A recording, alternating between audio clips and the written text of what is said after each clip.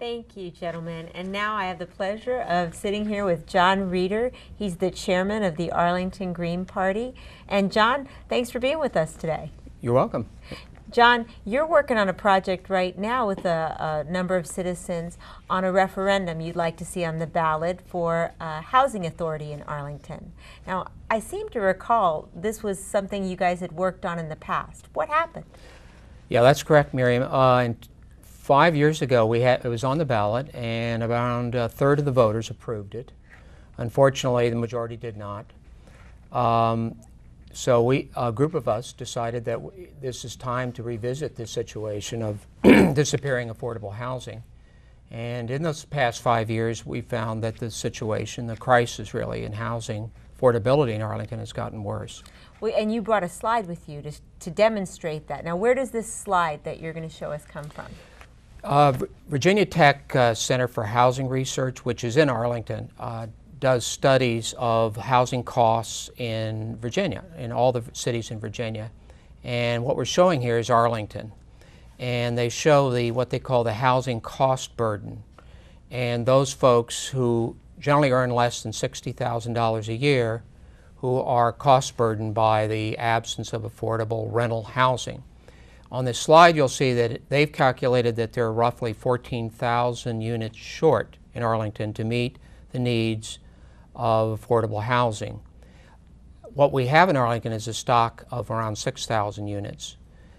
But as you can see from the graph, this does not meet the need. Well, there's two major issues. The cost of housing in Arlington is going up, right? So that's correct. Actually, you've got that on another slide. Right. The next slide would be the cost of rent. And as you can see, the cost of rent, average rent in Arlington is now approaching $1,800 a month. Actually, that was 2011, which is the latest data that Arlington County publishes.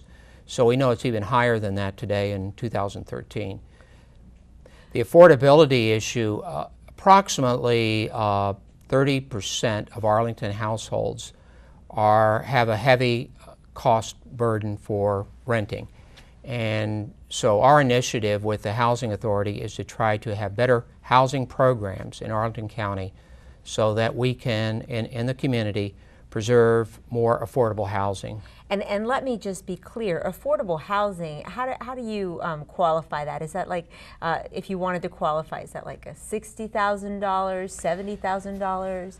What do you need to make a year or not make to qualify? Well, in general, we use what HUD, the Federal Urban Housing Department, uses, which is 60% of the median income, 60% or less.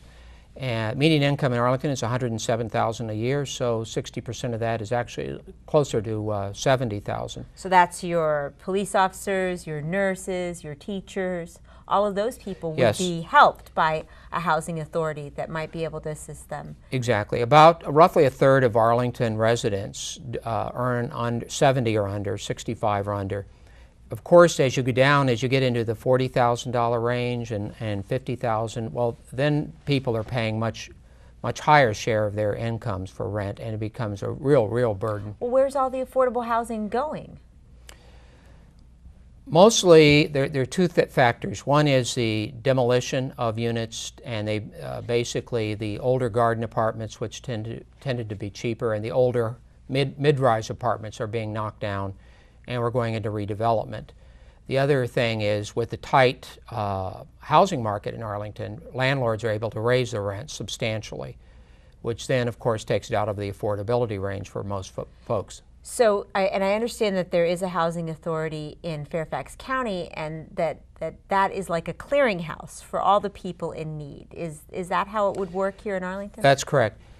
Arlington's system right now of affordable housing relies on a network of private corporations, some for-profit, some non-profit, and the government has no direct control of or operation of affordable housing. So what you're trying to do is bring these groups together. Exactly. So John, if somebody was interested in this, how would they get in touch with you, or how would they reach out to the citizens to assist you? Well, right now we need 3,000 signatures on the voter petition to get on the ballot, and we'd appreciate anyone who is interested and would like to see this debated and having the voters have a say on it to sign a petition. So they can find that petition at greensofarlington.org. Correct. And they can also contact you at info@greensofarlington.org. That's correct. Well, thank you so much for being here, John. I appreciate you being with us.